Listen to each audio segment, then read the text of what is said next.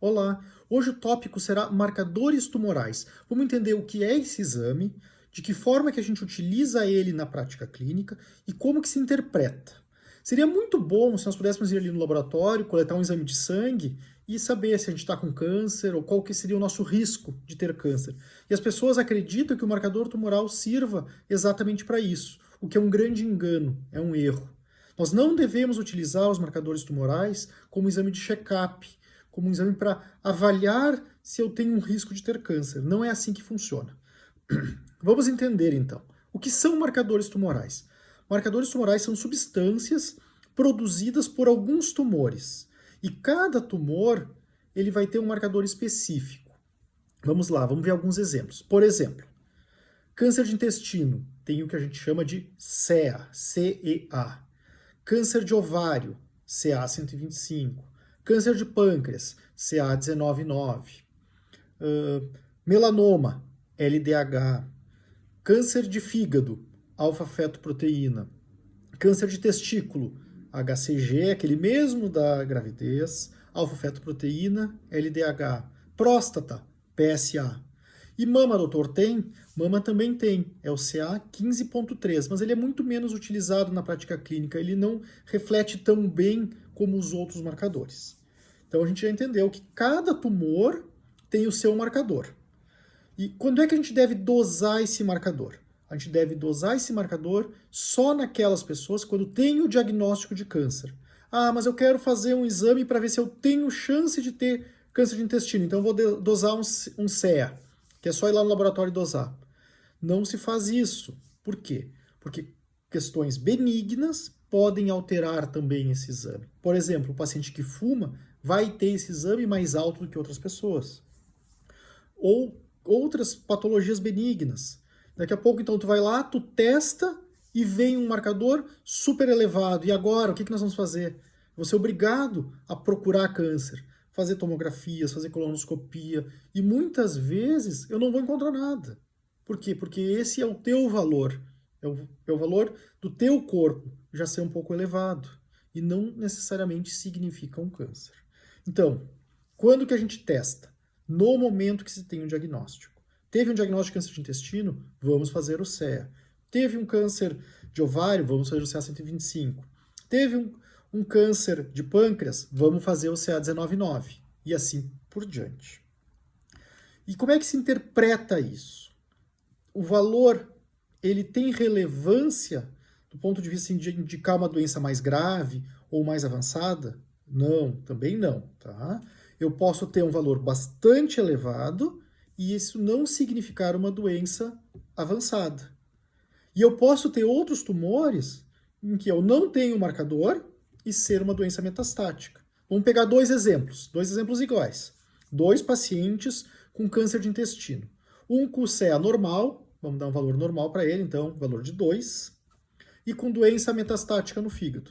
Um outro paciente com o mesmo tumor de intestino, sem metástase, mas o CA dele, antes da cirurgia, é 200. Quem tem a doença mais grave? Quem tem a doença mais avançada? Aquele que tem a doença metastática. E não foi o CEA que me mostrou isso. O que me mostrou foram os exames de imagem. Então, entendido esse ponto, a outra questão importante: nem todos os tumores vão ter marcadores. Isso não é um problema, tá? Eu vou ter, por exemplo, o câncer de intestino, eu vou testar o CEA e eu vou ver o valor. Se eu tenho um valor elevado, ótimo, vai me servir como um marcador ao longo do tratamento para ver o que está acontecendo. Se eu não tenho um marcador elevado, isso não é um problema, isso não significa uma doença mais avançada, tá? Isso não significa uma doença mais grave. Simplesmente esse tumor não produz a substância. Vamos lá, então entendido quando que a gente dosa, que existe diferença entre pacientes, que não significa uma doença mais grave ou outra. Então, por que a gente usa isso na prática clínica? Ele é simples, porque eu quero entender o que vai acontecer com esse marcador ao longo do tempo. Vamos lá, vamos seguir com o exemplo do câncer de intestino, mas isso poderia servir para o câncer de pâncreas, para o câncer de ovário. Fiz o diagnóstico, doença localizada, tá? Digamos que o valor era 100 antes da cirurgia. O paciente operou, eu vou dosar um novo CEA mais ou menos uns 30 dias depois. e esse marcador tem que ter caído. Se ele caiu, significa que as coisas estão indo bem. Me dá uma pista que as coisas estão indo bem. O paciente operou, era 100. Dosei, um mês depois está em 300. Opa, tem coisa errada acontecendo.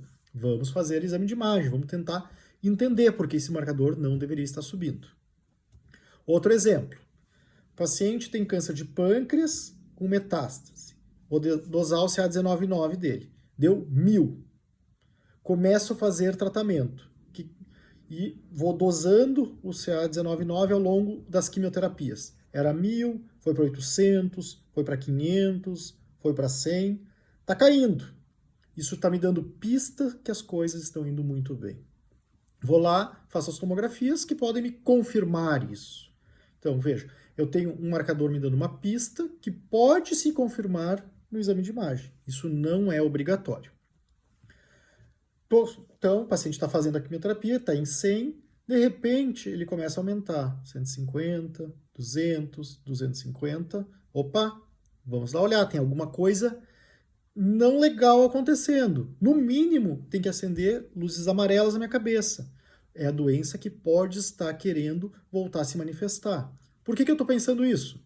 Porque eu tinha uma doença que marcava, que eu tinha um marcador, que com o tratamento começou a cair, e agora começou a subir de novo. Alguma coisa está produzindo isso. E a minha grande risco, a primeira coisa que eu preciso olhar é ver se não é o meu câncer que está produzindo essa substância. Entendido, pessoal? Terceiro exemplo, terceira questão que a gente pode usar. Olha, eu não tinha o marcador. Lá tem o meu câncer de ovário, não marcando, tá? O CA125 bem baixinho, 7, 8, e eu estou só na fase de acompanhamento.